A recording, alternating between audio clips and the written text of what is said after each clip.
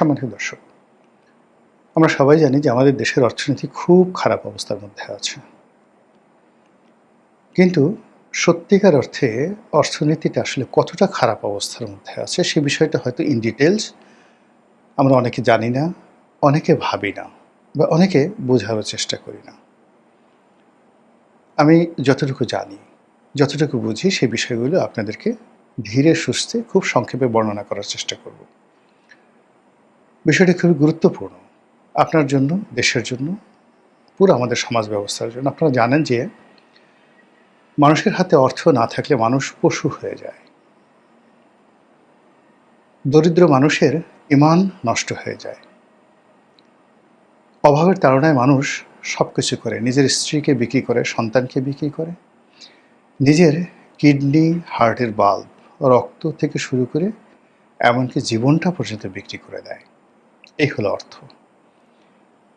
কাজেই একটা রাষ্ট্রের অর্থ এতটা গুরুত্বপূর্ণ যে এই অর্থের জন্য কখনো কখনো কোনো রাষ্ট্র পাগল হয়ে যায়, রাজা নিজের জীবন বাজি ধরে অন্য রাষ্ট্র আক্রমণ করে কেবলমাত্র সেই রাষ্ট্রের ধনসম্পদ লুণ্ঠন করার জন্য। ধরুন সুলতান মাহমুদ ১৭ বার গজনি থেকে ভারতবর্ষ এসেছেন এবং আক্রমণ করেছেন। তার উদ্দেশ্য ছিল লুণ্ঠন করা, এদেশের ধনসম্পদ লুণ্ঠন করা। তো এই যে তার গজনি, তার হীরাত, তার কান্দাহার, এ সকল শহরের জন্য তিনি যে ভারত থেকে ধনসম্পদ নিয়ে গেছেন, এই কাজ করতে গিয়ে তিনি মারাও যেতে পারতেন। এখন ডোনাল্ড ট্রাম্প যে যুদ্ধ করছেন, মূল কারণ অর্থনীতি। ইয়ামেনে যে যুদ্ধ চালাচ্ছে সৌদি আরব, মূল কারণ অর্থনীতি। আপনি যদি ইউক্রেন এবং রাশিয়ার যুদ্ধ ধরেন, সেটাও কিন্তু অর্থনীতি।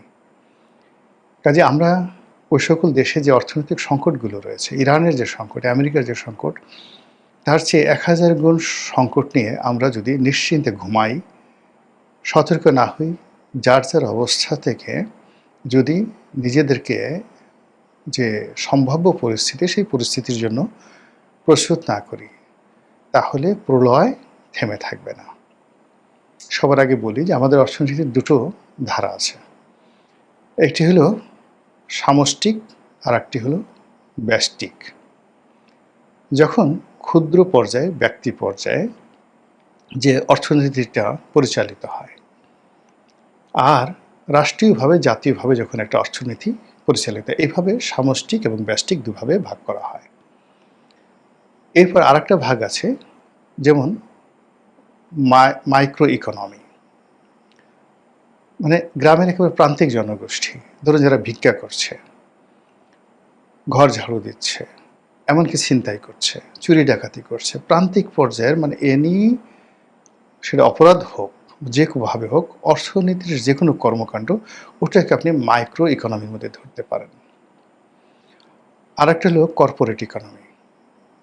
বড় বড় শিল্প গ্রুপগুলো যারা একটা কর্পোরেট কালচার গড়ে তুলেছে, তারা যে অর্থনীতিটা নিয়ন্ত্রণ করে সেটাকে বলা হয় কর্পোরেট অর্থনীতি। আরেকটা হলো ন্যাশনাল ইকোনমি, জাতীয় অর্থনীতি। সেই জাতীয় অর্থনীতি যেটাকে আপনি জিডিপি বলেন, জিএনপি বলেন, গ্রস ন্যাশনাল প্রোডাক্ট বলেন, বা জিডিপি যেটা বলেন, বা একেবারে ন্যাশনাল কনজিউম, আমরা যেটা খাই, ভোক্তা, এগুলো সবই জাতীয়র মধ্যে পড়ে। আর একটা হলো রাষ্ট্রীয় অর্থনীতি, মানে সরকারের অর্থনীতি, রাষ্ট্রের অর্থনীতি, এগুলো মোটামুটি ভাগ। এখন একটা দেশে যখন অনেকগুলো অর্থনীতি এভাবে ধরেন, আবার সেগুলো যদি আপনি সাব সেক্টর করেন, কৃষি করেন, কুটির শিল্প করেন, বৃহৎ শিল্প করেন, ট্রেড অ্যান্ড কমার্স করেন, মানে এরকম অন্ততপক্ষে আপনি অর্থনীতিকে ১০০টা ভাগ করতে পারেন, যে সূত্র থেকে আমরা টাকা পাই, রাষ্ট্র টাকা পায়, দেশ চলে, বিদেশ চলে, আমরা বৈদেশিক ঋণ মানে পরিশোধ করি এবং বিদেশ থেকে ঋণ পাই, ওইগুলোর মানে। এখন এই জায়গাগুলোতে আমরা আসলে কেমন আছি? অ্যাজ এ হোল আপনি যদি ধরেন একেবারে মাইক্রো লেভেলে প্রান্তিক জনগোষ্ঠী, এই গত ২ বছরে বাংলাদেশে কত হাজার শিল্প কলকারখানা বন্ধ হয়েছে, এবং এটা কতটা ভাইরাস আকারে ছড়িয়ে পড়েছে আপনি প্রতিটি শিল্প কলকারখানা এলাকাতে যদি যান, আপনি দেখবেন রীতিমতো কান্নার রোল। অলমোস্ট প্রতি মাসে ২-৪টা করে শিল্প কলকারখানা বন্ধ হচ্ছে। ২০০, ৫০০, ৫,০০০, ৬,০০০, ১০,০০০ লোক কর্মহীন হয়ে পড়ছে। এর সঙ্গে বিদ্যুৎ বিভাগ জড়িত, মানে বাড়িওয়ালা জড়িত, বস্তির মালিক জড়িত, পাড়া মহল্লার দোকানদার জড়িত, ওয়ার্কার জড়িত, সব জায়গাতে রীতিমতো কান্নার রোল। যেমন ধরুন আপনি এর বাড়ি সাভারে, গাজীপুরে। এখন সেখানে আপনার একটা বাড়ি আছে বা আপনি থাকেন। আপনি গার্মেন্টস ওয়ার্কারদের ভাড়া দেন, অথবা আপনার বাসার কাজকর্ম করার জন্য যে মেয়েটা কাজ করছে, তো এখন সেই মেয়েটা আপনি গিয়ে দেখবেন গত কয়েক মাসে কত হাজার এই কর্মী মানে তারা চাকরি হারিয়েছে। ফলে ওখানে যারা বাড়ি ভাড়া দিয়ে জীবন পরিচালনা করেন তাদের অবস্থা শেষ। ওখানে পল্লী বিদ্যুৎ, এই যে এখন পল্লী বিদ্যুৎ আমরা এই যে বিদ্যুতের উৎপাদন করতে পারছি না, এর কারণ হলো পল্লী বিদ্যুৎ হাজার হাজার কোটি টাকা বকেয়া পড়ে গেছে বিভিন্ন শিল্প কলকারখানার কাছে, তারা সেই টাকা দিতে পারছে না। জরিমানা হচ্ছে, ওইটা হচ্ছে, হোয়াট এভার, মামলা হবে, মোকদ্দমা হবে, কিন্তু টাকাই তো দিতে পারছে না। ব্যাঙ্কগুলো দেলিয়ে হয়ে যাচ্ছে কেন? বিকজ ব্যাংক যে লোন দিয়েছিল সেই লোন সে রিপে করতে পারছে না। যে করবে সে মনের দুঃখে কখনো মরে যাচ্ছে, পাগল হয়ে যাচ্ছে, হার্ট কিডনি নষ্ট হয়ে যাচ্ছে, শেষ সম্বল বিক্রি করে যারা বেশি বড় তার দেশের বাইরে চলে যাচ্ছে, আর বাংলাদেশে যারা আছে তারা রুগ্ন শুগ্ন হয়ে পড়ছে। এর ফলে কি হলো, প্রান্তিক লেভেল, মধ্যবিত্ত, এখন তো আমাদের মধ্যবিত্ত যারা শ্রেণী আছে তারা বলতে গেলে হারিয়ে যাচ্ছে। উচ্চবিত্ত শ্রেণী রীতিমতো ভিক্ষুকে পরিণত হয়েছে। ফলে সরকার যে সকল সেক্টর থেকে রেভিনিউ কালেকশন করে, আমদানি থেকে, রপ্তানি থেকে, ভূমি ব্যবস্থা থেকে, বাৎসরিক যে আয়কর থেকে, ইনকাম থেকে, এরপর সরকার আরও কিছু সেবা দেয়, সেই সেবার মাধ্যমে তারা যে রেভিনিউটা আর্ন করে, সেই রেভিনিউটা গত ২ বছরে শেখ হাসিনার জমানার চাইতে কাগজে কলমে আমার ধারণা অর্ধেকে নেমে আসছে। আবার অন্যদিকে গত ২ বছর বা ৩ বছরে সরকারের যে ব্যয়, সেই ব্যয়টা ১.৫ গুণ থেকে দ্বিগুণ হয়ে যাচ্ছে।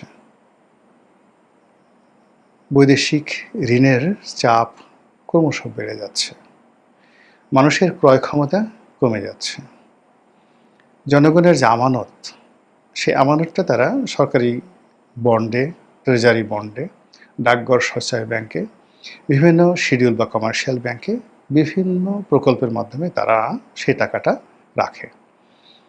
এখানে যে কি পরিমাণ ধস নেমেছে, অনেকগুলো ব্যাংক না হলেও ৩ থেকে ৪ লক্ষ কোটি টাকার আমানত তারা ফেরত দিতে পারছে না, সুদ দিতে পারছে না, মুনাফা দিতে পারছে না, আসল টাকা দিতে পারছে না, এবং অনেক মানুষ তার জীবনের শেষ সম্বল, এমনকি দেখা গেল যে প্রাইভেট ব্যাংক থেকে সে সরকারি সঞ্চয়পত্র কিনেছে, সেই সরকারি সঞ্চয়পত্রের যে ভাঙাবে বা সেই সুদটা নেবে, এটাও পারছে না প্রাইভেট ব্যাংকের ওই দেউলিয়াত্বে পড়ার কারণে। ফলে একটা বিশাল শ্রেণী, অর্থাৎ ২ থেকে ৩ লক্ষ কোটি টাকা যারা আমানত রেখেছে তাদের অবস্থা চিন্তা করেন, এখন নির্ঘুম তারা দিন কাটাচ্ছে। সরকারের যে বড় বড় কয়েকটা ব্যাংক আছে, একমাত্র সোনালী ব্যাংক ছাড়া রূপালী, জনতা, অগ্রণী, এর মধ্যে জনতা ব্যাংক সবচেয়ে খারাপ অবস্থার মধ্যে আছে। সরকার এগুলোকে বাঁচিয়ে রেখেছে সাবসিডিজ দিয়ে, কিন্তু আপনি কতদিন, এই নতুন সরকার আসছে, বারবার ট্রেড অ্যান্ড কমার্স করে জনগণের উপর করের বোঝা চাপিয়ে আয় বাড়ানোর চেষ্টা করছে, কিন্তু এটা হয়তো ১ মাস, ২ মাস, ৩ মাস, কিন্তু একটা জেনারেল যে ইনকাম গ্রোথ হবে, সেই ইনকাম গ্রোথের কোনো ব্যবস্থা বাংলাদেশে নেই। ফলে কি হলো, সরকার রীতিমতো পাগল হয়ে যাচ্ছে বা আরও পাগল হবে টাকার জন্য। এখন হয়তো স্থানীয় ব্যাংক ব্যবস্থা থেকে লোন নিয়ে মুদ্রা ছাপিয়ে, বাংলাদেশ ব্যাংক নতুন মুদ্রা ছাপিয়ে সরকারকে সাপোর্ট দেবে। এর ফলে মূল্যস্ফীতি বাড়বে, মুদ্রাস্ফীতি বাড়বে, টাকার মূল্য কমে যাবে। যে সকল দেশে মানে এইভাবে টাকা, যেমন ইরানে এই ঘটনাটা ঘটেছে যুদ্ধের আগে, যে সেখানে দেখা গেল যে এর আগে কোরিয়াতে হয়েছিল, ব্যাংককে হয়েছিল, সিঙ্গাপুর হয়েছিল, এরকম যখন মূল্যস্ফীতি হয় এবং মুদ্রাস্ফীতি হয়, অর্থাৎ জিনিসপত্রের দাম বেড়ে যায় আর টাকার ভ্যালু কমে যায়, তখন আজকে একটা ইলিশ মাছ আপনি ধরুন, গত বছর যে ইলিশ মাছ আপনি কিনেছেন, ১ কেজি ওজনের একটা ইলিশ মাছ টাকা করে গত বছর 2025 সনে। 26 সনে এসে এখন 1 কেজি ওজনের একটা ইলিশ মাছ কিনতে আপনাকে 3000 টাকা লাগছে, তাও আপনি পাচ্ছেন না। What does it means? যে আপনার টাকার মূল্য অর্ধেক হয়ে গেছে। 2 নম্বর হলো যে গত বছর যে কজন মানুষ ইলিশ মাছ খেতে পারতো, এই বছর সেটা পারছে না। তো এই যে মানুষের কনজিউম কমে যাচ্ছে, মানুষ কম খেতে পারছে, ফলে তার চিন্তা কমে যাচ্ছে, শ্রমশক্তি কমে যাচ্ছে, স্বপ্ন কমে যাচ্ছে এবং বিনিয়োগ কমে যাচ্ছে। গত একটা বছরে আমি নিজে অন্ততপক্ষে 20 থেকে 25 জন যারা আমার সঙ্গে ব্যবসা বাণিজ্যে সম্পৃক্ত, যাদেরকে আমি গত 10 বছর যাবৎ চিনি, কখনোই তারা লেনদেনে এদিক ওদিক করেনি। সেই মানুষগুলো এখন পালিয়ে বেড়াচ্ছে, টাকা দিতে পারছে না, যে যার অবস্থানে রীতিমতো দেউলিয়া হয়ে পড়েছে। ঢাকা শহরে যারা বাড়ি ভাড়া দিয়ে খান, তারা বুঝতে পারছেন যে কত ধানে কত চাল। অন্যদিকে যারা বাড়ি ভাড়া দিয়ে থাকেন, তারাও বুঝতে পারছেন যে কত ধানে কত চাল। সব মিলিয়ে সরকারের যে অর্থনীতি, সেই অর্থনীতির জায়গাটা অনেকটা বলতে গেলে ছক্কা ছয়ফুরের মতো হয়ে গেছে। ছক্কা ছয়ফুরকে আপনাদের সবাই ছিলেন সিলেটের সেই প্রেসিডেন্ট সাহেব, যে কোনো নির্বাচনে এলে তিনি দাঁড়াতেন এবং সবার শেষে একেবারে সিলেট সদর যে উপজেলা, সেই উপজেলার চেয়ারম্যান তিনি জনগণ রাগ করে দিয়ে দিল। তিনি মূলত একজন ঠেলা গাড়ি, তার 2টো ঠেলা গাড়ি ছিল, সেই ঠেলা গাড়ি তিনি ভাড়া দিয়ে চালাতেন এবং মজার মজার কথাবার্তা বলতেন, কিন্তু কাজের কাজ। মানে এখন এই যুগে আমরা যাদেরকে নিয়ে ট্রল করি, ওইরকমই একজন, এখন যেমন 10 জন ট্রল করা ব্যক্তি আছে, ওই সময়টাতে সারা বাংলাদেশে হয়তো ছক্কা ছয়ফুর একজন ছিলেন। এখন আমাদের টোটাল অর্থনীতিটা ঠিক ওইরকম একটা ছক্কা ছয়ফুর পর্যায়ে চলে গেছে। আমাদেরকে ওয়ার্ল্ড ব্যাংক, IMF তারা ঋণ দিতে চাচ্ছে না। আবার ওদিকে IMF, ওয়ার্ল্ড ব্যাংক আগের সরকারের আমলে আমরা যে একটা মধ্যবিত্ত রাষ্ট্র, মিডল ইনকাম জেনারেটিং কান্ট্রিতে পরিণত হয়ে যাচ্ছিলাম। এখন সেই জায়গাতে আমরা চাচ্ছি যে না, আমরা এখন ওই জায়গাতে নয়, আমরা এখনও মানে নিম্নবিত্ত বা LDC, লেস ডেভেলপমেন্ট কান্ট্রিসে আমরা থাকব, যাতে আমরা ট্যাক্স বেনিফিট পাই। তো এইভাবে আসলে অর্থনীতি টানাটানি। অন্যদিকে সরকারে যারা আসছে, বেশিরভাগ লোক যেহেতু অর্থনীতির সাথে সম্পৃক্ত নয়, ভালো কোনো ব্যবসা বাণিজ্যের সাথে সম্পৃক্ত নয়, এই অর্থনীতিটার যে চাকা, সেই চাকাটা ঠিকমতো তারা যে হ্যান্ডেল করবে বা বুঝবে, এরকম অভিজ্ঞতা সরকারের মধ্যে খুব অল্প মানুষের আছে। ফলে কি হলো, তারা মনে করছে যে এই রাষ্ট্র একটা যাকে বলা হয় রত্নভাণ্ডার, এখানে শুধু ঝাঁকি দিলেই সোনা রূপা হীরা মণি মুক্তা জহরত বের হবে। ফলে এই সরকারের অল্প সময় বা আগের সরকারের অল্প সময়, মানে 15-2 বছর, বেশিরভাগ মানুষ তারা যার যার অবস্থানে দুর্নীতি করার চেষ্টা করেছে। ফলে একেবারে একটা ক্যান্সারের যে রোগী, তার দেহে সর্বশেষ যতটুকু অস্থি মজ্জা আছে সেটা যখন শুষে নেওয়া হয়, তখন তার অবস্থা যা হয়। আমাদের এই দেশের অর্থনীতির উপর এখন ঘুষ, দুর্নীতি, চাঁদাবাজি, ছিনতাই, রাহাজানি, এই জিনিসগুলো এতটা চাপ প্রয়োগ করছে যে আমাদের হৃদস্পন্দন বন্ধ হয়ে যাচ্ছে। এরকম একটা পরিস্থিতিতে কি হয়, ম্যালথাসের সূত্র কি বলে, কিংবা আমাদের এই দেশের নেক্সট পরিণতিটা কি, এই ব্যাপারে ওয়ার্ল্ড ব্যাংক ধরেন 2024 সনে 23 সনে কি ফোকাস দিয়েছিল যে আমরা কোথায় যাচ্ছি। মনে আছে যে স্বয়ং প্রধানমন্ত্রী, সাবেক প্রধানমন্ত্রী শেখ হাসিনা বলেছিলেন যে আমরা একটা দুর্ভিক্ষের মুখোমুখি হতে চলেছি। এটা 2024 সনে তিনি জানুয়ারি ফেব্রুয়ারি মাসে এই কথা বলেছিলেন। এর কারণ হলো 2023 সনে এরকম একটা দুর্ভিক্ষের ব্যাপারে কিন্তু ফোকাস করা হয়েছিল। আর যখন দুর্ভিক্ষ হয় তখন সেখানে সামাজিক অপরাধ মারাত্মকভাবে বেড়ে যায়, আরও হাজার এরকম সমস্যা বেড়ে যায়। তো সেই সমস্যাগুলো এখন চারিদিক থেকে যেভাবে কিলবিল করছে, আর ঠিক সেই সময়টাতে আমরা রাষ্ট্রপতি কে হবেন এটা নিয়ে মাথা ঘামাচ্ছি। জুলাই যোদ্ধারা কি ভাতা পাবেন, মানে আর জুলাই জাদুঘরে কার মূর্তি দেওয়া হলো, কার মূর্তি দেওয়া হলো না, কার মূর্তি নামানো হবে, কার মূর্তি উঠানো হবে, এই বিষয়গুলো নিয়ে আমরা ফাইট করছি।